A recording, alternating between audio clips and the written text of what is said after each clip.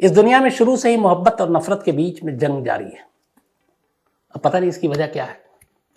कई लोग कहते हैं कि मोहब्बत को मोहब्बत से मोहब्बत है, इसलिए वो नफरत जानता ही नहीं। कई लोग कहते हैं कि नफरत को मोहब्बत से नफरत है, इसलिए नफरत हर एक से नफरत करता है। और इसीलिए मोहब्बत और नफरत के बीच की ये लड़ाई सदियों से जारी है। वक्त वक्त पर ऐसी कहानियां हम लोगों के आगे पीछे आती रहती हैं। रोमियो जूलियट, शीरी फरहाद, लैला मजनू, ना मालूम ऐसे कितने किस्से हम लोग सुनते रहते हैं। कई इन चीज़ों से हटकर भी मोहब्बत और प्रेम की कहानियां हम लोग सुनते रहते हैं। लेकिन पिछले हफ्ते बिहार से एक ऐसी कहानी आई इसी मोहब्बत और नफरत के बीच की, जिसने लोगों को झकझोर कर रख दिया। पटना बिहार की राजधानी, वहां से करीब 320 किलोमीटर दूर एक जगह है, उसका नाम है अररिया।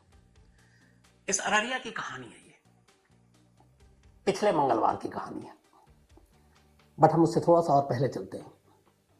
इस अररिया में दो गांव थे, बिल्कुल पास पास। उन दो गांवों में दो परिवार रहा करता था। एक परिवार में एक बेटा था, उमेश यादव का।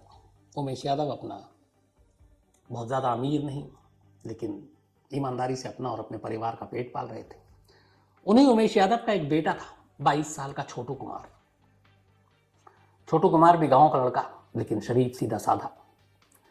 और उमेश यादव के गांव से बराबर में थोड़ी दूरी पर एक दूसरा गांव था। वहां एक लड़की रहती थी, उसका नाम था आरती कुमार। उसकी उम्र करीब 21 साल। आरती का परिवार छोटू का परिवार से थोड़ा ज्यादा खुशहाल था, पैसों के मामले में थोड़ा दबंग भी था। अब इत्तेफाक से जो छोटू कुमार का ननिहाल था, उसकी नानी और मामा जो रहते थे, वो आरती के गांव में रहते थे। तो अक्सर छोटू और उसके परिवार का अपने मामा के घर आना जाना लगा रहता था। 2 साल पुरानी बात है। अच्छा, आप जब चूंकि गांव में आना जाना था, ननिहाल था छोटू का, तो वहां लोगों से भी मिलता जुलता। और बच्चों के लिए नानी और मामा का घर हमेशा अच्छा होता है। मैं खुद हमेशा ये बात मानता हूँ, क्योंकि मेरे भी बचपन की ज़्यादातर छुट्टियां मामा या नानी के घर पे ही गुजरा करती थी। तो छोटू भी अक्सर अपनी मामा और नानी के घर जाता, और वहीं पे उसकी कई लोगों से दोस्ती। उसमें से एक लड़का था, वो लड़का आरती का भाई था।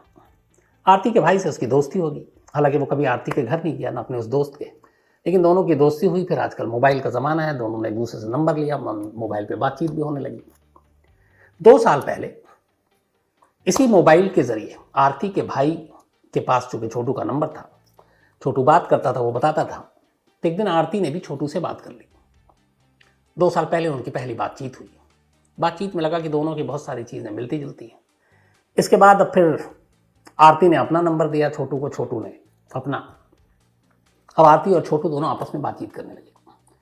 वक्त बढ़ता रहा, दोनों की बातचीत होती रही, दोस्ती प्यार में बदली। लेकिन अभी तक दोनों ने एक दूसरे को देखा नहीं था। आरती अमूमन घर से कम निकलती थी, छोटू अपने मामा के यहाँ भी जाता तो आरती के घर नहीं जाता था।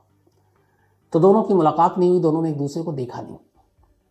लेकिन बातचीत से ही, फोन पर ही दोनों ने एक दूसरे को इजहार इश्क कर डाला और दोनों एक दूसरे से प्यार करने लगे। अब छोटू अभी चूंकि 22 साल का था, अभी कुछ नौकरी वोकरी करता नहीं था, माँ बाप के ऊपर डिपेंडेंट था। तो ये तय हुआ कि तुम पहले कुछ पैसे कमाओ, कुछ अच्छी नौकरी करो, तो फिर हम लोग शादी करेंगे। दोनों इस बात पर सहमत थे, आरती और छोटू। लेकिन इस दौरान में इन दोनों की बातचीत और ये इश्क मोहब्बत की बातें घर वालों तक पहुंच गई, खासकर आरती के। आरती के भाई और भाभी को ये बात पसंद नहीं थी, क्योंकि बात वही है जो मोहब्बत और नफरत के बीच में पहली चीज आती है, हैसियत, दौलत। तो कहीं ना कहीं आरती के मुकाबले छोटू का परिवार कमतर था, उनकी हैसियत के मुकाबले उनके हिसाब से नहीं था। तो आरती की भाभी इन चीज़ों को लेकर, और उसे पता चल गया था, आमतौर पर भाभियां बातें भी करती हैं, तो कहीं आरती ने जिक्र भी कर दिया। लेकिन दोनों कभी मिले नहीं। 2 साल बीत गए। इस दौरान आरती के घर वालों को अब छोटू के बारे में पता चला, और फिर उन्हें लगा कि इसे रोकना चाहिए। इधर आरती ये थी कि शादी करेगी छोटू से, लेकिन छोटू कुछ बन जाएगा। फोन पर जारी ये इश्क यूं ही चल रहा था, छोटू उधर अपना बेखबर। लेकिन बीच बीच में जब इन दोनों के इश्क की कहानी घर में आम हुई आरती के, तो घर वालों ने कई बार धमकी भी दी आरती को कि उसको समझा देना, अगर छोटू इस तरफ दिखा, इस गांव में दिखा, तो हम उसे मार डालेंगे। अब छोटू का ननिहाल आरती के गांव में, घर के पास, मामी और नाना वहीं, नानी। तो आरती ने कई बार कहा भी कि तुम अपने मामा या नानी के घर मत आया करो, मेरे घर वाले तुम्हारे दुश्मन हो चुके हैं, कुछ भी कर सकते हैं। तो उसने बोला ऐसा कुछ नहीं होगा, वो समझाती थी, वो मानता नहीं था। इत्तेफाक से लास्ट ट्यूसडे को, इसी जुलाई के महीने में शाम के वक्त छोटू अपने मामा के घर जाता है, यानी आरती के गांव, बहुत ज़्यादा दूरी थी नहीं। वहां जाता है अपने मामा के घर।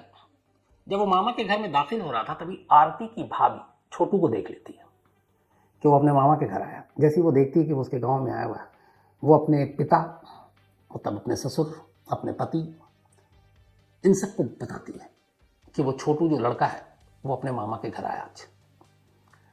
अब इसी के बाद से पूरी कहानी शुरू हुई। छोटू उसी गांव में आया हुआ है, भाभी ने देख लिया है, भाभी घर वालों को बताती है। अब इसके बाद घर वाले एक साजिश रचते हैं। वो आरती के पास जाते हैं और कहते हैं कि सुन, छोटू आया हुआ है, एक काम कर, उसे घर बुला ले। तो उसने पूछा क्यों? क्योंकि वो डरी हुई थी, कहे पहले कई बार धमकियां मिल चुकी थी। उसने कहा तेरी शादी की बात करेंगे, बैठकर बात करते हैं, शादी की तारीख वारीख सब फिक्स कर देंगे, तो बुला ले। आरती अपने घर वालों की बातों में आ गई। उसने छोटू को फ़ोन किया। उसने कहा घर वाले रिश्ते की बात करना चाहते हैं, तुम आ जाओ। अब तक रात हो चुकी थी। छोटू भी खुश कि चलो कम से कम उसके रिश्ते को एक नाम मिलने जा रहा है। वो मामा के घर से देर रात, गांव में लोग जल्दी सो जाते हैं, उसने देखा मामा सो गए। अच्छा, मामा को भी ये बात उसकी पता थी, तो इसलिए वो उनके सामने निकलता नहीं था। देखा मामा सो गए, वो चुपचाप निकला और आरती के घर पहुंच गया। आरती का पूरा घर उसका इंतजार कर रहा था। आरती के पिता, आरती का भाई, आरती की भाभी। उसके बाद वहां बैठाया, उससे पहले पूछा। उसने कहा हाँ मैं प्यार करता हूं, मैं शादी करना चाहता हूं। घर वालों ने अब आरती से पूछा। आरती ने कहा हाँ मैं इनसे शादी करना चाहती हूँ। वो बाबू बोलती थी छोटू को। दोनों तरफ से जब ये सारे फैसले सुन लिए घर वालों ने, इसके बाद अचानक घर वाले छोटू पर टूट पड़े। उसे बुरी तरह मारना पीटना शुरू कर दिया, डंडे से, सरिये से। अब आरती ये देखकर घबरा गई। वो बीच बचाव करने आए, उसको पीटना शुरू कर दिया। फिर पीटते पीटते आरती को भी बहुत मारा और ले जाकर एक कमरे में बंद कर दिया। अब दूसरे कमरे में ले गए छोटू को और कमरा बंद करके आरती के पिता, आरती का भाई, आरती का जो एक और रिश्तेदार, इन सब ने कमरे में बुरी तरह मारना पीटना शुरू किया कि तू आरती से शादी करेगा, उसके ख्वाब देख रहा है। और इतना मारा कि लगभग वो अधमरा हो गया। और ये पिटाई कमरे में, ये लोग थम जाते, फिर कमरा खोलते, फिर मारते, फिर बाहर आते। सुबह के 4 बज गए। इधर आरती की भी हालत खराब, उसे गंभीर चोट लगी थी, लगातार रो रही है, खोल दो मुझे, उस कमरे में जाने दो। बट वो उसको डांट रहे हैं। इत्तेफाक से आरती के पास मोबाइल फ़ोन था। रात 4 बजे, सुबह बल्कि, आरती ने छोटू की सिस्टर को फ़ोन किया और कहा कि यहाँ पे छोटू को मेरे घर वाले मार रहे हैं, कमरे में बंद कर रहे हैं, आप पापा से बात करो, छोटू के फादर से। फिर छोटू के फादर लाइन पर आए। सुबह 4 बज रहा है। उसने पूरी कहानी बताई। घर वाले घबरा गए। सारे घर वाले बदहवास भागते हैं आरती के गाँव में, और वहाँ जाके सबसे पहले वो मामा को उठाते हैं छोटू के, और उन लोगों को लेकर आरती के घर पहुंचते हैं। वहां जाते हैं तो दरवाज़ा बंद है, बाहर से आवाज़ देते हैं, कोई खोलता नहीं। फिर छोटू के जो पिता हैं वो घर के पीछे जाते हैं, तमाम खिड़कियों को चेक करते हैं। खिड़की खुली भी नजर आ गई। देखा तो उस खिड़की के अंदर उनका बेटा तड़प रहा है ज़मीन पर और कह रहा है, उसने भी आवाज़ दी तो वो कहता पापा मुझे पानी पिला दो। ये गिड़गिड़ाते हैं कि मेरे बेटे को कोई पानी पिला दे। तब तक वो सारे लोग, आरती के घर वाले, वो धमकी देते हैं कि भाग जाओ नहीं तो तुम्हारा भी हश्र होगा। फिर वो कहते हैं, बार बार मिन्नत करते हैं मेरे बेटे को पानी पिला दो। तब तक फिर वो लोगों को लगता है पता नहीं क्या हुआ, वो छोटू के बाप को बुलाते हैं, कहते हैं अच्छा पहले बैठो, समझौता करते हैं, उसके बाद तुम्हारे बेटे को छोड़ देंगे। 1 घंटा इस चीज़ में बर्बाद कर देते हैं, लेकिन 1 घंटे तक छोड़ते नहीं। इस दौरान में चूंकि आरती ने फ़ोन किया था, तो आरती के फ़ोन के बाद छोटू के गाँव में बहन, भाई, दोस्त, इन तक ये बात पहुँच गई। पूरे गाँव वाले इकट्ठा हो गए। वो पूरा गाँव आरती के गाँव में सुबह सुबह पहुँच गया। करीब उस वक्त तक 6-7 बज गए। गांव वाले जब पहुंचे, भीड़ पहुंची, तब आरती के घर वाले भी घबरा गए। फिर उन्होंने खिड़की से देखा तो वो बेसुध पड़ा हुआ था छोटू ज़मीन पर। फिर लोगों ने दरवाज़ा तोड़ा। तब तक आरती के बाकी घर वाले भाग गए, जितने मर्द थे। दरवाज़ा तोड़ा, तब तक छोटू की जान जा चुकी थी। उसके नाखून उखड़े हुए थे, हाथ पैर टूटे हुए थे, और चेहरे और जिस्म पर काले निशान थे जलने के, और फर्श के पास नंगी तार रखी हुई थी। उसको बिजली के तार से करंट दिया गया था। गुस्साई भीड़, खैर किसी तरह सबसे पहले उसको हॉस्पिटल ले जाया गया। डॉक्टरों ने उसको मुर्दा करार दिया। पुलिस पहुंची, इधर हंगामा शुरू हो गया। दूसरे कमरे से तब तक फिर आरती को निकाला गया, उसकी भी हालत खराब, और आरती को तब तक बताया गया कि छोटू मर चुका है, वो और बेहोश हो गई। अब इधर गांव का गुस्सा, तनाव भी बढ़ गया, पूरी भीड़ जो है हॉस्पिटल पहुंच जाती है, वहां पोस्टमार्टम होना था। इधर आरती बेहोश, और जब होश में आती तो कहती मुझे बाबू के पास जाना है। फिर उसे किसी तरीके से अस्पताल ले जाया गया, वहां मुर्दाघर में पोस्टमार्टम होना है, लेकिन वो लाश को छोड़ नहीं रही, लगातार उससे बस लिपट कर कह रही है कि मुझे साथ मरना है। बड़ी मुश्किल से उसको उस लाश से अलग किया गया। इसके बाद पोस्टमार्टम हुआ, फिर लाश को ले जाया गया, पुलिस तब तक आ चुकी थी, बाप भाई को गिरफ्तार किया जा चुका था, गांव वालों को समझाया मनाया गया। अब छोटू का अंतिम संस्कार होना था। आरती जिद पे अड़ गई कि मुझे उसके साथ चिता पर जलना है। अजीब से हालात पैदा हो गए थे, बड़े मुश्किल से लोगों ने समझाया, उसको चिता से दूर किया, और फिर अंतिम संस्कार हुआ। इसके बाद आरती ने अपना फैसला सुनाया। उसने कहा ठीक है, मैं नहीं मरूंगी, लेकिन अब मैं उस घर में नहीं जाऊंगी जिस घर ने मेरे बाबू को कत्ल किया है या मारा है।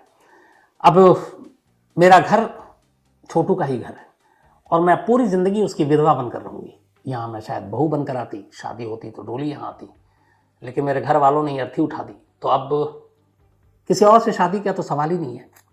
यही मेरा घर है, और अब मैं यहीं एक छोटू के विधवा के तौर पर अपनी पूरी जिंदगी गुजारूंगी। और कमाल ये कि जिसके बेटे को जिस लड़की के घर वालों ने मौत के घाट उतारा, उस छोटू के पिता उमेश यादव ने भरे गांव के सामने कहा कि आज से आरती मेरी बहू या बेटी नहीं बल्कि मेरा बेटा है। मैं हमेशा समझूंगी कि यही मेरा छोटू है।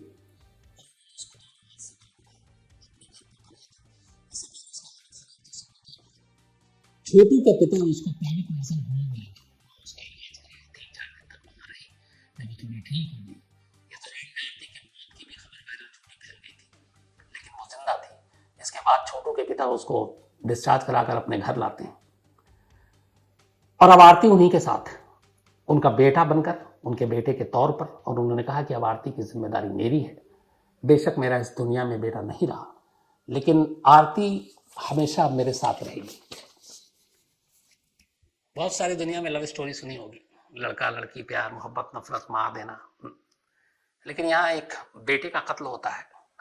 एक लड़की अपना घर छोड़ती है, जिससे वो प्यार करती है, उसके घर जाती है और कहती है कि, और जिसने कभी उसकी शक्ल नहीं देखी, पहली बार उस दिन 2 साल में शादी का झांसा देकर घर वालों ने उसे बुलाया था।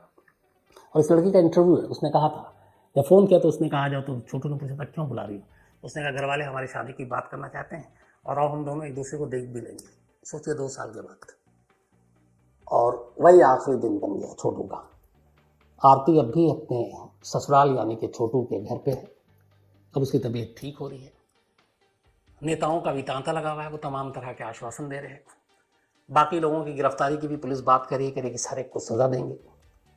और आरती को अब छोटू का परिवार अपने पास रखेगा, और आरती ने साफ कह दिया कि वो अपने उस माँ बाप के पास कभी नहीं लौटेगी, जिन्होंने न सिर्फ उसे धोखा दिया बल्कि जिससे उसने प्यार किया, उसे मौत के घाट उतार दिया। तो एक अजीब कहानी थी, एक अजीब प्रेम कहानी।